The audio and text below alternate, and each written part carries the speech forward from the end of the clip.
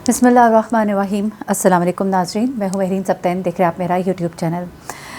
नाज़रीन, एक धमाका कितनी इंसानी ज़िंदगियों को तो तबाह करता है, लेकिन उसके साथ जुड़े जो रिश्ते हैं वो किस बुरी तरह से बिखर कर रह जाते हैं।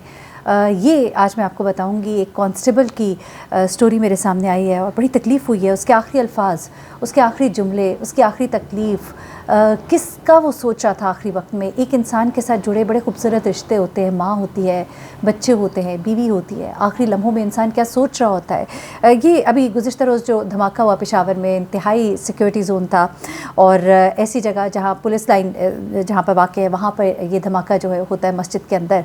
और मस्जिद का जो एक बड़ा हिस्सा है वो मुनहदम हो गया, लोग नीचे दबे रहे। जिस तरह से उनको रेस्क्यू किया गया, जिस तरह उनको ले जाया गया। लेडी रीडिंग हॉस्पिटल जो है पेशावर का, वो ज़ख्मियों से भरा पड़ा था, लाशों से भर रहा था। आहिस्ता आहिस्ता पहले हम सुन रहे थे 20, फिर 25, फिर 28 और ये तादाद जो है ये बढ़ती चली जा रही थी। और कहने को ये तादाद है, सुनने को एक तादाद है। हम खबर सुनते हैं, हमारे दिल जो है बहुत बेहस हो गए। मुझे कई दफ़ा लगता है हम एक खबर सुनते हैं और अगली खबर पे चले जाते हैं। हम अपनी ज़िंदगियों में, मुझ समेत हम अपनी ज़िंदगियों में मसरूफ़ हो जाते हैं। यहाँ तक कि जब कभी कोई खुदा न खास्ता अपनों में से कोई बिछड़ता है तो फिर एहसास होता है अच्छा ये हमारे साथ भी हो सकता है। अपने इर्द गिर्द नज़र जो है वो रखिए। जहाँ पर कोई मशकूक एक्टिविटी देखे ज़रूर इन्फॉर्म करें पुलिस को, ताउन करें अपने लिहाज से जितना आप इसमें इनपुट कर सकते हैं। और अपने बच्चों के ऊपर ख़ास तौर पे नज़र रखें। ये बहुत से हमारे बच्चे जो है ये गलत हाथों में चढ़ जाते हैं और उसके बाद उनकी जिस तरह से जहन साजी होती है, जिस तरह से उनका ब्रेन वॉश किया जाता है और फिर इन्हीं को बढ़ा कर, इनको ही बड़ा करके इनको ही खुद कुछ बम्बार बनाया जाता है। तो अपने बच्चों के ऊपर बहुत तवज्जो दें और देखिए कि कहीं वो इस तरह की कंपनी में तो नहीं बैठ रहे, कहीं इस तरह के लोगों में तो उनका आना जाना तो नहीं हो गया, कोई और लोग तो उनका इस्तेमाल नहीं करना शुरू हो गया। ये बहुत ज़रूरी है। अच्छा, ये लेडी रीडिंग जो हॉस्पिटल है उसकी इमरजेंसी से बहुत सी लाशें जो है वो मुर्दा खाने में मुंतकिल की गई, जिनमें कम से कम 10 इतनी बुरी हालत में थी, बताया जा रहा है कि बिल्कुल ही नाकाबिले शनाख्त थी। और बहुत सी मैयतें जो है उनके इंसानी अज़ा अलहदा हो चुके हुए थे। उनके अज़ा को इकट्ठा किया जा रहा है, उनके अज़ा को जोड़ कर उनकी निशानियाँ जो हैं उनसे उनको जोड़ा जा रहा है और फिर अंदाज़ा लगाया जा रहा है कि किस किस की लाश है। ये इससे आप अंदाज़ा लगा सकते हैं कि धमाका कितनी शिद्दत का था, इसकी नौयत कितनी शदीद थी। अब अल-खिदमत फाउंडेशन पेशावर के जो डिज़ास्टर मैनेजमेंट के इंचार्ज हैं ज़ियाउद्दीन, उन्होंने गुज़िश्ता रोज़ पेशावर की जो पुलिस लाइन की मस्जिद में होने वाले धमाके की शिद्दत को इन अल्फाज में बयान किया। ज़रा सुनिएगा कि इस हमले में अब तक 87 अफराद हलाक हो चुके हैं, जबकि 65 अफराद ज़ख्मी हैं और कुछ कहा नहीं जा सकता। जो लाशें मिल रही हैं उनकी इतनी बुरी हालत है कि कईयों को पहचानना बहुत मुश्किल है। हम लोगों के चीथड़े इकट्ठे कर रहे हैं, लोथड़े इकट्ठे कर रहे हैं। उफ़, अल्लाह ताला इस तरह के मुश्किल वक्त से हर कौम को बचाए। माएँ अपने बच्चों को तैयार करके उन्होंने भेजा था मस्जिद में नमाज़ पढ़ने के लिए कि हमारा बच्चा नमाज़ पढ़ने जा रहा है, लेकिन उसके बाद आप देखते हैं कि क्या होता है। माएँ चीखें मारी थी, लोग रो रहे थे, उनके प्यारे जो है। और अच्छा चले, अभी धमाके से इमारत का एक बड़ा हिस्सा जो है वो तबाह हो गया। मलबे के नीचे अभी भी बहुत कुछ था जिसे निकाला जा रहा था, रेस्क्यू ऑपरेशन जारी था। अब तो ज़ाहिर सी बात है सब क्लियर कर लिया है, लेकिन फिर भी जिस वक्त की ये बात है उस वक्त की मैं बात आपको बता रही हूँ। अब धमाके की जब इत्तला मिली तो वहाँ पे रेस्क्यू का अमला जब वहाँ पे पहुँचता है तो एम्बुलेंसेस भी वहाँ पे पहुँचती हैं और फिर उसके बाद एम्बुलेंसेस की लाइन भी लग जाती है। ज़ख्मी जो है ना धड़ धड़ अस्पताल लाया जा रहा होता है। ज़ख्मियों को अस्पताल का अमला जो है वो देख रहा होता है। लाशों को लोग मुर्दा खाने में मुंतकिल कर रहे होते हैं। उस वक्त हलाक होने वालों की लवाहिकीन की बड़ी तादाद अस्पताल में पहुँचती है। लोग रो रहे होते हैं, चीख रहे होते हैं, ज़ारो कतार रो रहे होते हैं, दिल धड़क रहे होते हैं, दुआएं कर रहे होते हैं कि काश हमारा बच गया हो, काश हमारा ना इसमें शामिल हो। और फिर जिसको पता लगता था कि उसमें उसका भी कोई प्यारा है, किसी को अपने प्यारे का हाथ नज़र आता था, किसी को उसके जिस्म के कपड़ों का एक टुकड़ा नज़र आता था और फिर उनकी चीखें निकल जाती थी कि ये तो हमारे प्यारे के कपड़े थे, ये तो हमने उसको इस्त्री करके दिए थे, ये तो हमने उसको पहना के भेजा था। तो बहुत ही, लेकिन लोगों में बड़ा गम गुस्सा भी था। वो बार बार सवाल करते थे कि अगर इतनी एक महफूज मुकाम जो है वो अगर इतना गैर महफूज हो सकता है तो फिर बाकी इलाकों का क्या होगा। अच्छा, इस धमाके में हलाक होने वालों में एक पुलिस एहलकार भी था। जाहिर सी बात है शहीद हैं, ड्यूटी पर थे और इस ड्यूटी पर होते हुए वो शहीद हुए। इनका ताल्लुक़ जो है हंगू से था। 3 इनके कम उम्र बच्चे हैं जो मौके पर पहुंचे थे ये देखने के लिए कि हमारा बाप ज़िंदा है कि नहीं ज़िंदा। वो बच्चे जो है वो बार बार कह रहे थे कि हमारे बाबा के बग़ैर हमारा क्या होगा, हमें बाबा क्यों छोड़ कर चले गए। आप यकीन कीजिए यतीमी बहुत बुरी चीज़ है। यतीमी इतनी बुरी चीज़ है कि एक माँ के लिए अपने बच्चे को यतीम महसूस करना और उसको यतीम देखना बड़ा तकलीफ़ दे, और एक यतीम के लिए اپنے باپ کے بغیر پرورش پانا اور بڑا ہونا، زمانے کے سرد و گرم سے جو محفوظ رکھتا ہے باپ، اس سرد و گرم کو پھر انہیں بچانے والا کوئی نہیں ہوتا، تو پھر وہ بچے، ہمارے پیارے آقا صلی اللہ علیہ وآلہ وسلم نے کس قدر تاکید اور تلقین فرمائی ہے یتیموں کے حوالے سے. آپ کو معلوم ہی ہے کہ پیارے نبی صلی اللہ علیہ وآلہ وسلم نے فرمایا کہ یتیم کے سر پر دست شفقت رکھنے والا قیامت کے روز میرے ساتھ ایسے ہوگا. تو آقا کے ساتھ ایسے ہونے کے لیے اپنے آپ کو تیار کیجئے، آمادہ کیجئے. آمادہ کیا کرنا ہے، ہمارے تو سب قربان آقا پر. تو اللہ تعالیٰ ہمیں توفیق دے کہ ہم یتیموں کے سر پر اچھے سے ہاتھ رکھیں اور ان کا خیال رکھیں.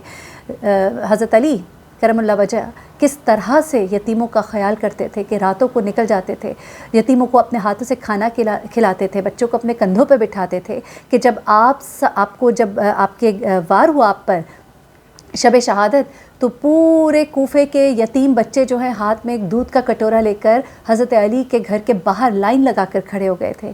کس قدر محبت و عقیدت تھی ان کو حضرت علی سے، اور ان کے ہاتھوں سے کٹورے گر گئے تھے جس وقت انہیں حضرت علی کی شہادت کا پتہ لگا تھا.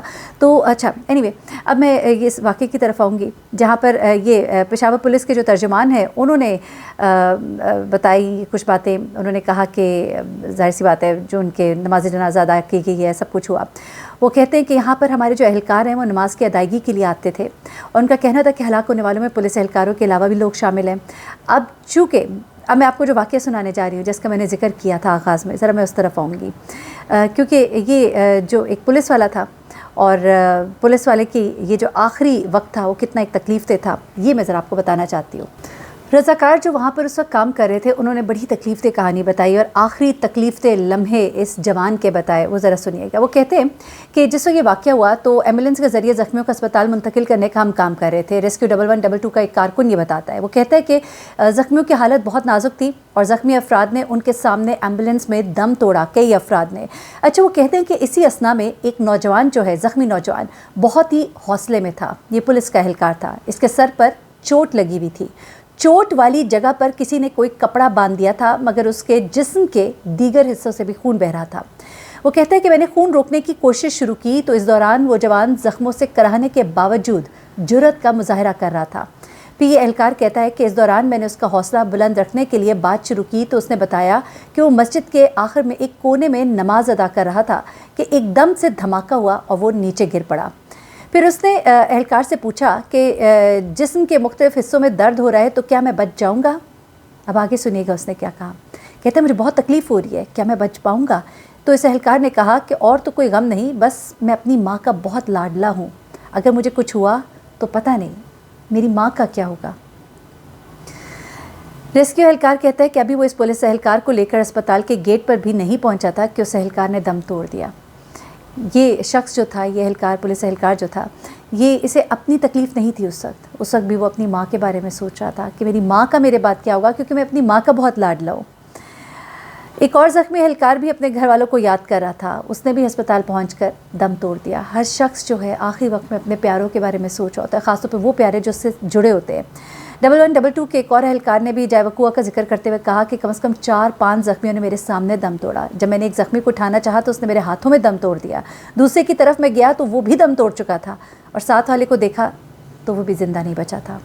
وہ کہتے ہیں کہ مجھے لگتا ہے کہ شروع کی صفوں میں شاید کوئی بھی نہیں بچا تھا.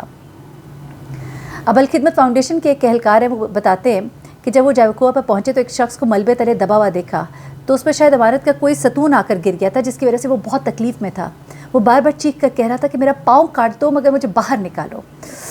آپ یہ سوچیے کتنی ایک تکلیف اور کتنے دل دہلا دینے والے مناظر ہوں گے. اچھا وہ کہتے ہیں کہ اس موقع پہ تمام ریسکیو اہلکار بہت محتاط تھے کیونکہ اس شخص کو زیادہ نقصان نہیں پہنچا تھا، اس کا صرف پاؤں ملبے کے نیچے پھنسا ہوا تھا.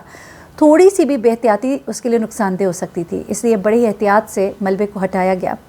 امدادی کارکن نے کچھ دیر کی کوشش کے بعد اسے نکال لیا تھا اور جب نکالا گیا تو پاؤں پر چوٹ تو تھی مگر اس سے زیادہ نقصان نہیں پہنچا تھا. وہ کافی دیر سے ملبے کے نیچے دبا ہوا تھا جس کی وجہ سے وہ نڈھال ہو گیا تھا.